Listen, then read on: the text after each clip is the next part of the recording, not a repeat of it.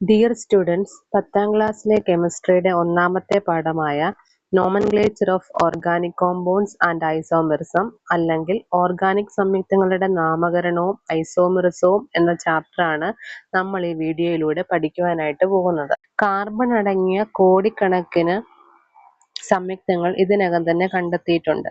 അതുകൊണ്ട് തന്നെയാണ് കാർബൺ അടങ്ങിയ സംയുക്തങ്ങളെ പറ്റിയുള്ള സാധ്യതകൾ അറിയാൻ ഓർഗാനിക് കെമിസ്ട്രി എന്ന ശാസ്ത്രശാഖ തന്നെ രൂപപ്പെട്ടിട്ടുള്ളത്. ഓർഗാനിക് സംയുക്തങ്ങളിലെ ഒരു പ്രധാനപ്പെട്ട സംയുക്തമാണ് ഹൈഡ്രോ കാർബണുകൾ എന്നത്. ചില ഹൈഡ്രോ കാർബണുകളുടെ ഘടന, IUPAC നെയിം എന്നിവ നമ്മൾ 9ാം ക്ലാസ്സിൽ പഠിച്ചിട്ടുണ്ട്. അത് മറന്നുപോയിട്ടുണ്ടെങ്കിലും വിഷമിക്കേണ്ട കാര്യമില്ല, ടീച്ചർ അതൊക്കെ ഈ ക്ലാസ്സിലൂടെ നിങ്ങൾക്ക് പഠിപ്പിച്ചു തരും. നമുക്കറിയാം, ഹൈഡ്രോ കാർബൺ കോമ്പൗണ്ട്സ് അല്ലെങ്കിൽ ഹൈഡ്രോ കാർബൺ സംയുക്തങ്ങളിലെ പ്രധാനപ്പെട്ട രണ്ട് ഘടകം ഹൈഡ്രജനും കാർബണുമാണ്.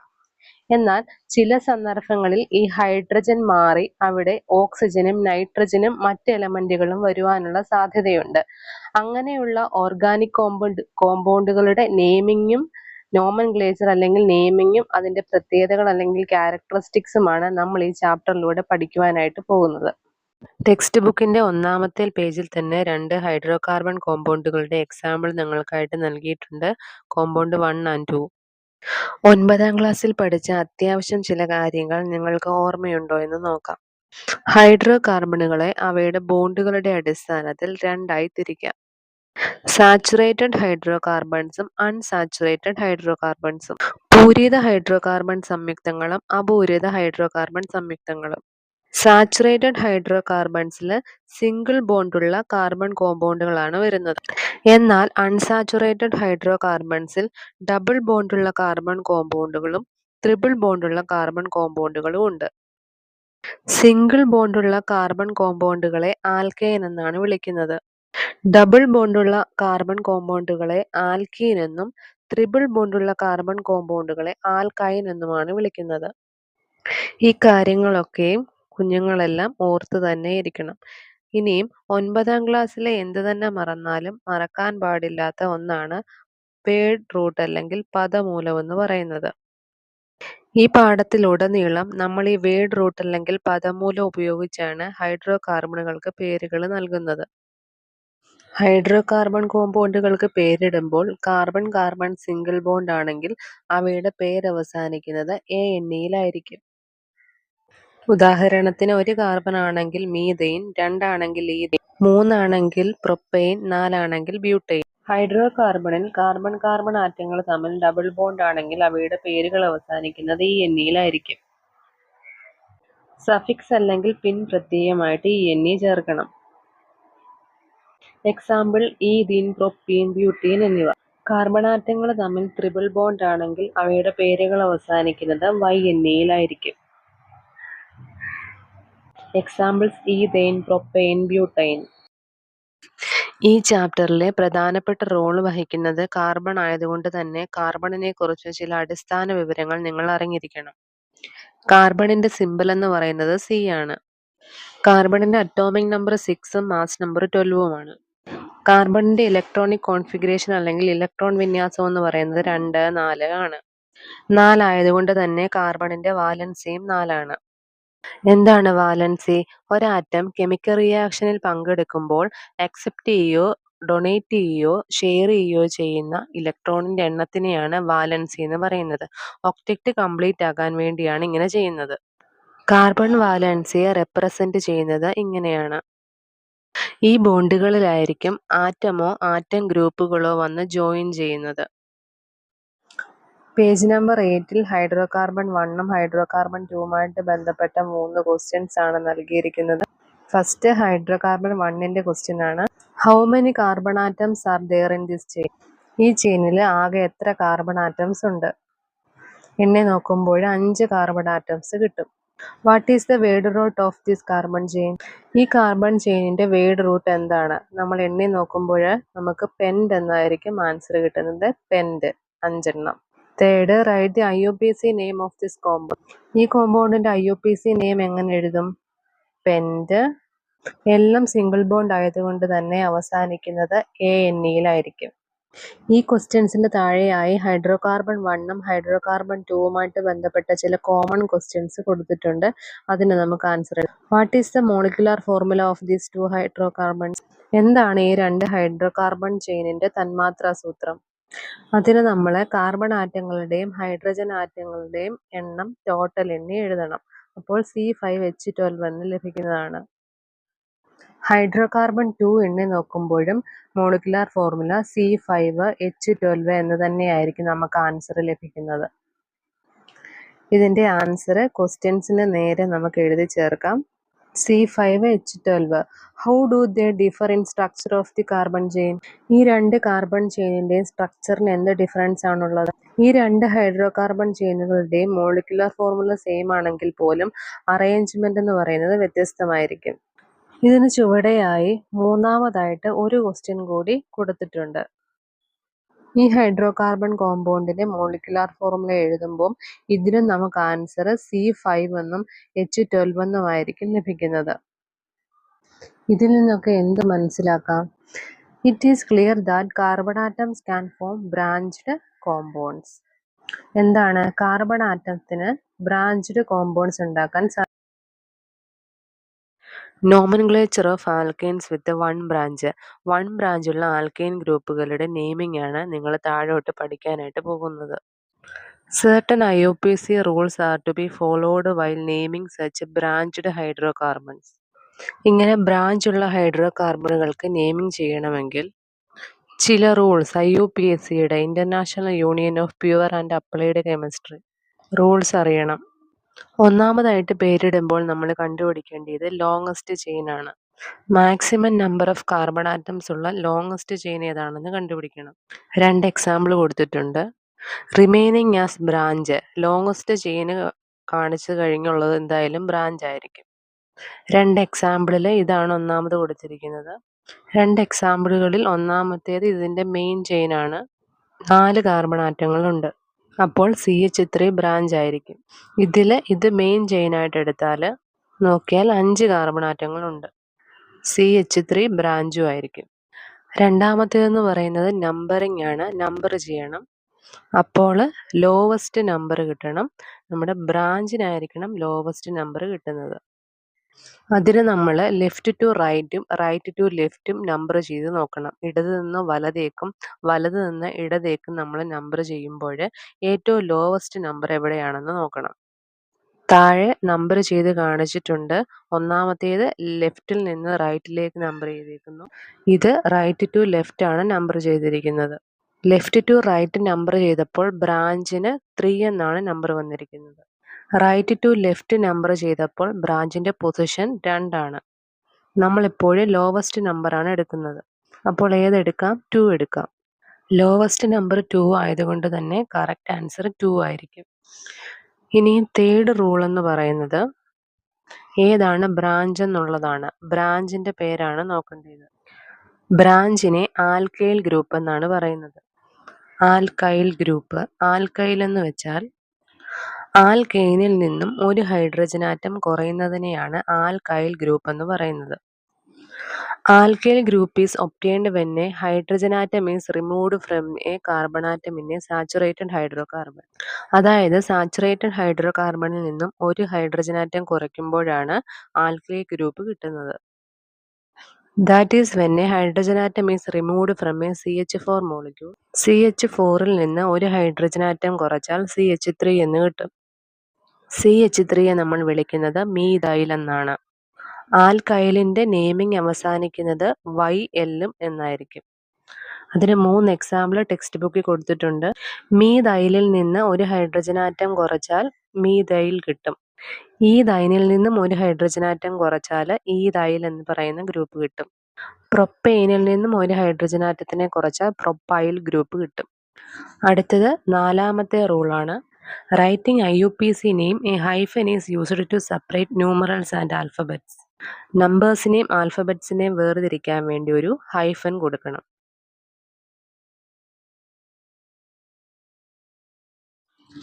ഇനിയും സാച്ചുറേറ്റഡ് ഹൈഡ്രോകാർബൺസിന്റെ നെയിമിംഗ് എങ്ങനെയാണെന്നാണ് പറയുന്നത്.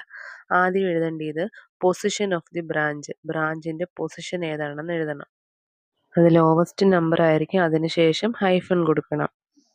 അടുത്തത് നെയിം ഓഫ് ആൽക്കൈൽ ഗ്രൂപ്പ്, ബ്രാഞ്ചിന്റെ പേര് ഏതാണെന്ന് എഴുതണം. അതിനുശേഷം അതിൻ്റെ കൂടെ വേർഡ് റൂട്ട് ചേർക്കണം, പ്ലസ് സഫിക്സ് അല്ലെങ്കിൽ പിൻ പ്രത്യയം ചേർക്കണം. താഴെ ഒരു എക്സാമ്പിൾ നൽകിയിട്ടുണ്ട്. നിങ്ങൾ അതിൻ്റെ IUPAC നെയിം എഴുതണം. ഒന്നാമതായിട്ട് ഇതിലെ ഏറ്റവും വലിയ ചെയിൻ അല്ലെങ്കിൽ മെയിൻ ചെയിൻ ഏതാണെന്ന് കണ്ടുപിടിക്കണം. മെയിൻ ചെയിനിൽ എപ്പോഴും കാർബൺ ആറ്റത്തിന്റെ എണ്ണം കൂടുതലായിരിക്കണം. മുകളിലുള്ളത് മെയിൻ ചെയിൻ ആണെങ്കിൽ താഴത്തേത് ബ്രാഞ്ച് ആയിരിക്കും.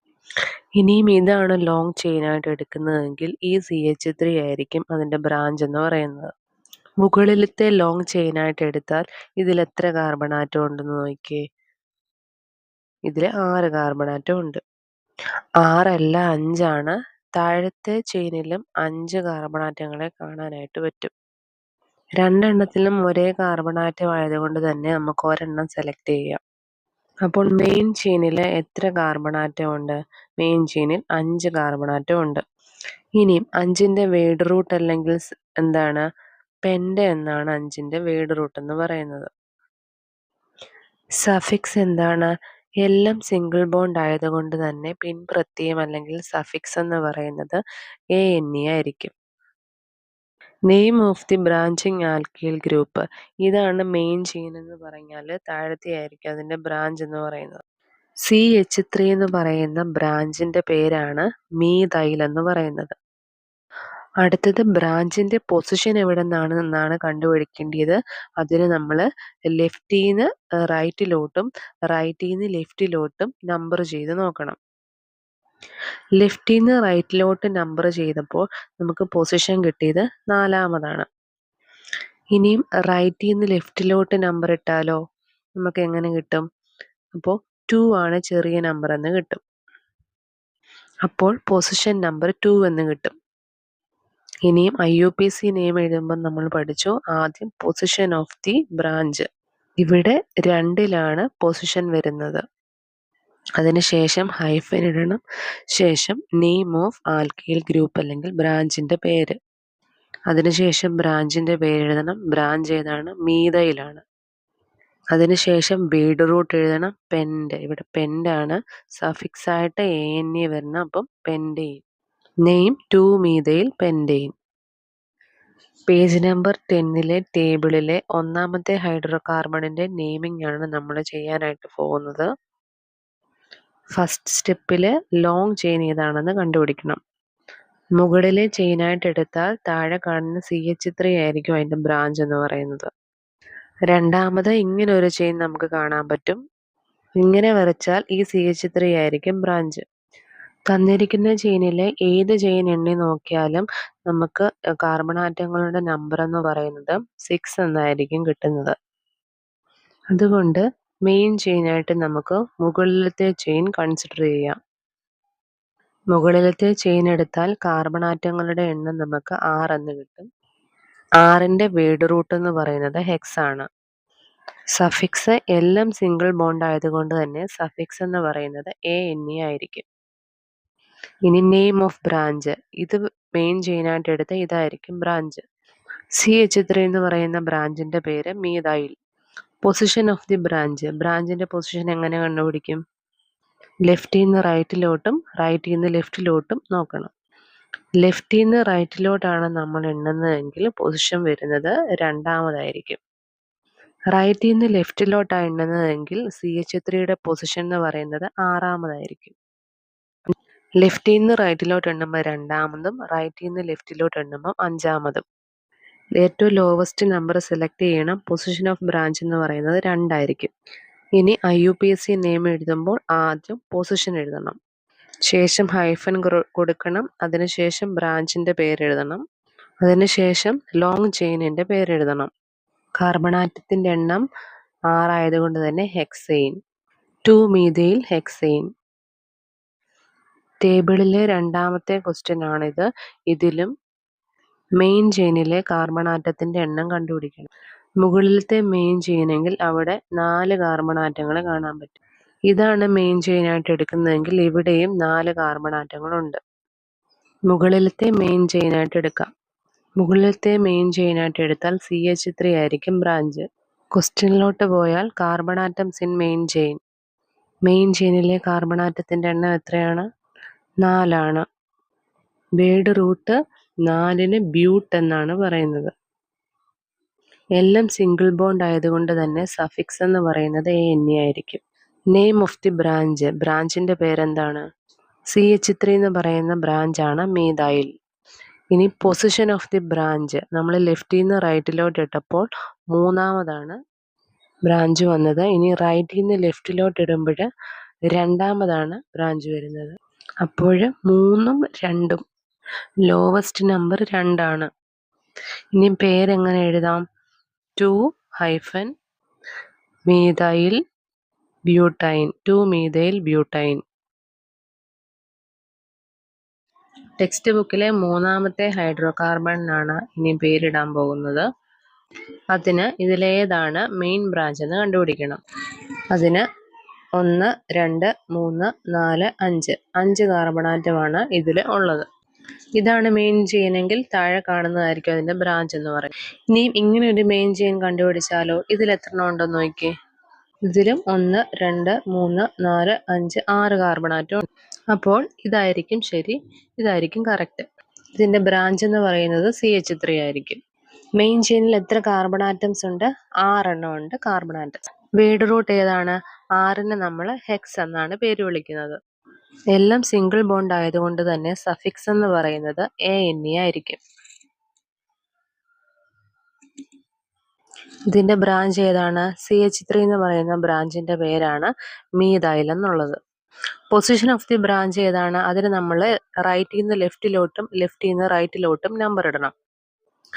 റൈറ്റ് ടു ലെഫ്റ്റും ലെഫ്റ്റ് ടു റൈറ്റും നമ്പറിങ് വരുന്നത് ഇങ്ങനെയായിരിക്കും.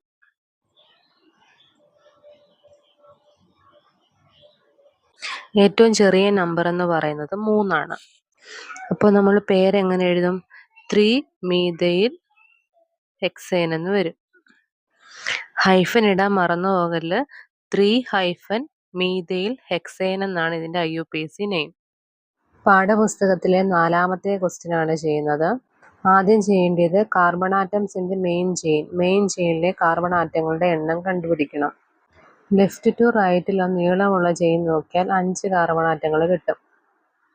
ഇനി താഴോട്ടാണ് ഒരു മെയിൻ ചെയിനായിട്ട് എടുക്കുന്നതെങ്കിൽ ഇതിലും 5 കാർബൺ ആറ്റങ്ങളുണ്ട്. ഇനി റൈറ്റ് സൈഡ് നോക്കുകയാണെങ്കിൽ അവിടെയും നമ്മൾക്ക് 5 കാർബൺ ആറ്റങ്ങളെ കാണാനായിട്ട് സാധിക്കും. ചെയിനുകൾ അനുസരിച്ചുള്ള ബ്രാഞ്ച് ഏതാണെന്നാണ് ടീച്ചർ ഇതിലൂടെ വരച്ച് കാണിക്കുന്നത്. നിങ്ങൾ ശ്രദ്ധിച്ച് നോക്കി ഇത് മനസ്സിലാക്കണം.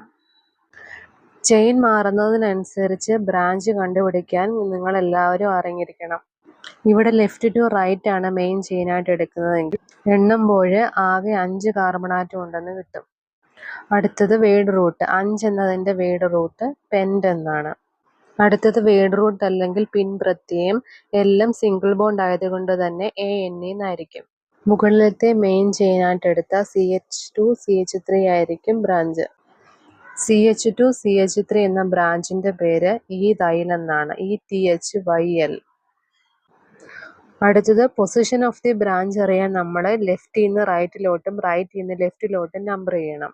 ഇടത്ത് നിന്ന് വലത്തോട്ട് നമ്പർ ചെയ്യുമ്പോൾ ബ്രാഞ്ചിൻ്റെ പൊസിഷൻ നമുക്ക് 3 എന്ന് കിട്ടും. ഇനിയും റൈറ്റിൽ നിന്ന് ലെഫ്റ്റിലോട്ട് ഇട്ടാൽ നമുക്ക് പൊസിഷൻ നമ്പർ കിട്ടുന്നത് 3 തന്നെയാണ്. അതുകൊണ്ട് ബ്രാഞ്ചിൻ്റെ പൊസിഷൻ 3 എന്ന് പറയാം. അതുകൊണ്ട് IUPAC നെയിം എങ്ങനെ എഴുതും? ആദ്യം പൊസിഷൻ നമ്പർ കൊടുക്കണം, പിന്നീട് ഹൈഫൻ കൊടുക്കണം, ബ്രാഞ്ചിൻ്റെ പേര് ഈഥൈൽ, ശേഷം വേർഡ് റൂട്ട് പെൻറ്റെയ്ൻ എന്നാണ്. ഈ കോമ്പൗണ്ടിൻ്റെ IUPAC നെയിം എന്ന് പറയുന്നത് 3-ethyl pentane എന്നായിരിക്കും. നമ്മൾ ഇതുവരെയും ചെയ്ത ഹൈഡ്രോ കാർബൺ കോമ്പൗണ്ടുകളുടെ ടേബിളാണ് ചുവടെ കൊടുത്തിരിക്കുന്നത്. നിങ്ങൾ ഇതെല്ലാം തന്നെ ടെക്സ്റ്റ് ബുക്കിൽ ഫില്ല് ചെയ്യണം. ടീച്ചർ പഠിപ്പിച്ചത് ഇഷ്ടമായെങ്കിൽ നിങ്ങൾ എൻ്റെ ചാനൽ ലൈക്ക് ചെയ്യണം, ഷെയർ ചെയ്യണം, സബ്സ്ക്രൈബ് ചെയ്യണം. താങ്ക്